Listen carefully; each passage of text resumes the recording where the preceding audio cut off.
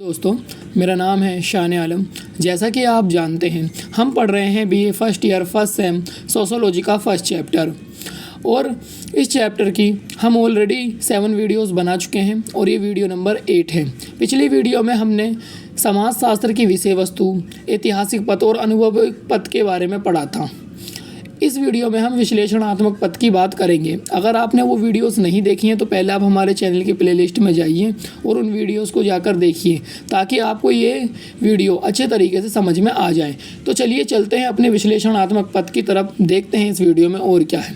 तो अगर हम बात करें विश्लेषणात्मक पथ की, तो आपको समझना होगा कि विश्लेषणात्मक पथ क्या है। उससे पहले आपको समझना होगा कि विश्लेषणात्मक का मतलब क्या है। देखो, जब भी हम किसी चीज़ के ऊपर काफ़ी सोच विचार करते हैं और फिर तथ्यों के द्वारा उस चीज़ से कोई निष्कर्ष निकालते हैं, इसी प्रक्रिया को बोलते हैं विश्लेषणात्मक। यानी आपने किसी चीज़ पर सोच विचार किया और उसके बाद में कोई निष्कर्ष निकाला कि भाई हाँ ये हो सकता है, तो इसको क्या बोलेंगे? विश्लेषणात्मक।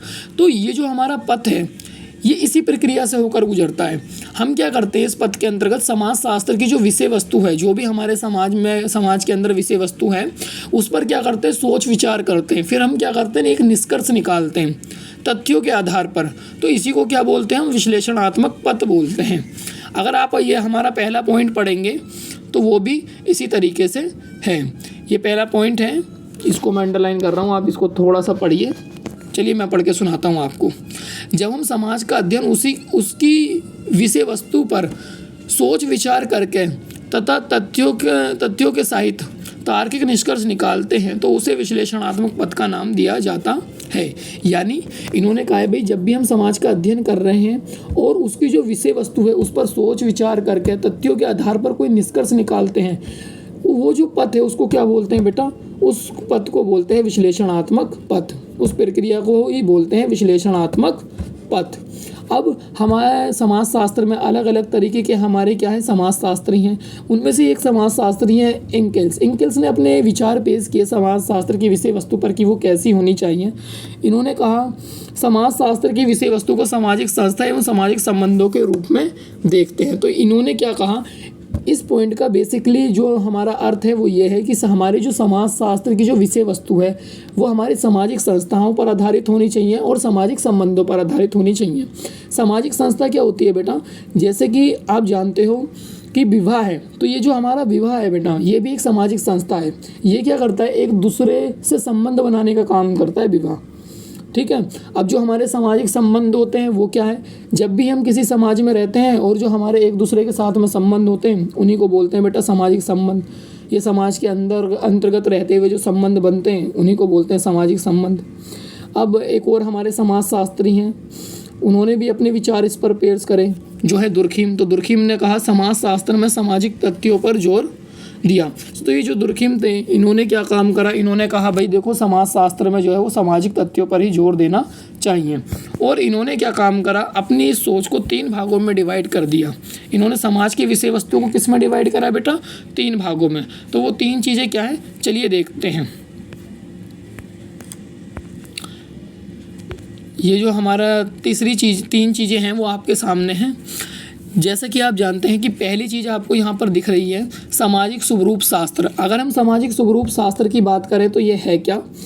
तो इन्होंने इसमें कहा है कि जीवन पर मौलिक कारकों के प्रभाव तथा सामाजिक संगठन के साथ तो उनके सामाजिक संबंधों का अध्ययन। इन्होंने कहा भाई जो भी हमारे मौलिक कारक होते हैं उनका जो भी प्रभाव पड़ता है सामाजिक संगठनों पर, उनका क्या करना चाहिए? हमें उनके साथ में सामाजिक संबंधों का अध्ययन करना चाहिए। यानी जो भी हमारे मौलिक प्रभाव पड़े सामाजिक संगठन के साथ में, उनके जो भी सामाजिक संबंध हैं उनका हमें अध्ययन करना चाहिए। फिर उन्होंने दूसरे पॉइंट में कहा कि जो हमारी जनसंख्या की समस्याएं हैं, जैसे आकार हो गया, स्थानीय वितरण आदि का अध्ययन इसमें किया जाना चाहिए। दूसरा बोलते हैं कि भाई हमारी जो विषय वस्तु वो हमारी कैसी होनी चाहिए? सामाजिक शरीर शास्त्र होनी चाहिए। तो सामाजिक शरीर शास्त्र क्या है? देखो, समान रूपी शरीर का निर्धारण करने वाले कारकों का अध्ययन, जैसे धर्म, परिवार, कानून। तो इन्होंने कहा कि भाई देखो, हमारे जो एक समाज है उसके अंदर जो हमारे शरीर का निर्धारण करने वाले जो कारक है, जैसे धर्म, कानून आदि, इन सब का क्या करना चाहिए? सामाजिक शरीर शास्त्र में अध्ययन करना चाहिए।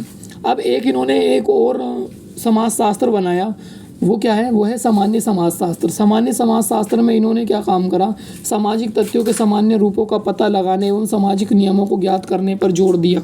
यानी इन्होंने क्या काम करा, जो भी हमारे सामाजिक तथ्य हैं, कुछ हमारे तथ्य हैं, उनका जो भी सामान्य रूप है, ठीक है, और जो भी उनके सामाजिक नियम हैं, उनके बारे में पता लगाने की पूरी कोशिश करी, ठीक है। और इन्होंने कहा भाई हमें इन सब चीज़ों पर जोर देना चाहिए। फिर उन्होंने स्थिरता निरंतरता की दृष्टि से आवश्यक है ये, इन्होंने कहा भाई ये सारी चीज़ें क्या है, स्थिरता और निरंतरता की जो है दृष्टि है उससे आवश्यक है।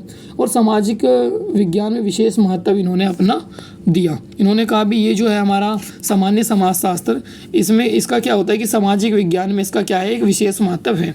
तो जो 3 तरीके में इन्होंने वर्गीकरण किया था दुर्खीम ने, वो था सामाजिक स्वरूप शास्त्र, सामाजिक शरीर शास्त्र और सामान्य समाजशास्त्र। उम्मीद करता हूँ आपको ये तीनों पॉइंट्स समझ में आए होंगे। चलिए चलते हैं अपने नेक्स्ट पॉइंट की तरफ। तो हमारा नेक्स्ट पॉइंट है डेविस के विचार। तो अगर हम बात करें कि ये डेविस कौन है, तो ये जो डेविस है ये भी हमारे एक प्रमुख समाजशास्त्री हैं, जिन्होंने समाजशास्त्र की जो विषय वस्तु थी उसको 3 भागों में बांटा, सामाजिक संरचना, सामाजिक कार्य, सामाजिक अंतक्रिया, ठीक है। तो अब हम बात करें अगर कि सामाजिक संरचना क्या है, तो देखो ये जो हमारी सामाजिक संरचना है ये बताती है कि समाज व्यवस्थित एवं उसके भागों का विश्लेषण किया जाता है। तो हमारी जो सामाजिक संरचना है वो समाज में जो भी व्यवस्थित है और उसके जो भाग हैं उनका विश्लेषण किया जाता है कि कौन से तत्व समाज में पाए जाते हैं। परिवर्तनशील तत्व और परिवर्तन के कारण सीमाएं, यानी जो भी हमारे समाज के अंदर कुछ परिवर्तनशील तत्व होते हैं उनका अध्ययन सामाजिक संरचना में किया जाता है। जो भी हमारे तत्वों के परिवर्तन के कारण जो भी सीमाएं उत्पन्न होती हैं, जो भी समस्याएं उत्पन्न होती हैं, उनका जो अध्ययन है वो सामाजिक संरचना में किया जाता है। फिर इन्होंने एक कहा कि सामाजिक कार्य, अगर हम बात करें सामाजिक कार्य की, तो व्यवस्था की मूलभूत इकाई कौन सी होती है, सामाजिक संरचना का इस पर प्रभाव। तो इन्होंने कहा कि जो हमारे सामाजिक कार्य के अंतर्गत ये अध्ययन करना चाहिए कि भाई व्यवस्था की मूलभूत इकाई क्या है और जो हमारी सामाजिक संरचना है उसका इस पर क्या प्रभाव पड़ता है। सामाजिक उद्देश्य का प्रभाव क्या है, इन्होंने इस पर भी बल दिया कि जो हमारा समाज का जो उद्देश्य है आखिर उसका प्रभाव क्या है।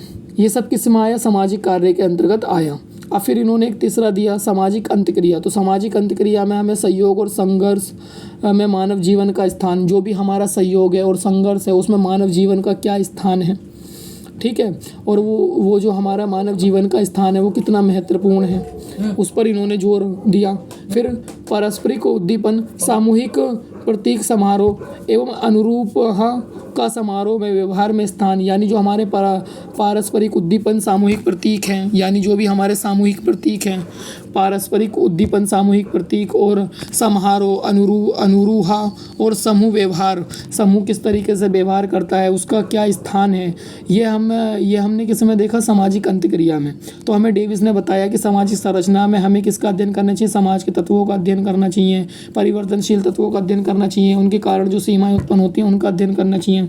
सामाजिक कार्य के अंतर्गत हमें व्यवस्था की मूलभूत इकाई का अध्ययन करना चाहिए और सामाजिक संरचना पर इसका प्रभाव क्या है उस पर बल देना चाहिए। सामाजिक उद्देश्य के बारे में बात करनी चाहिए। फिर उन्होंने सामाजिक अंतक्रिया के बारे में बताया कि जो भी हमारे मानव जीवन का जो भी सहयोग और संघर्ष है उसके बारे में देखना चाहिए कि उसका जीवन में क्या स्थान है।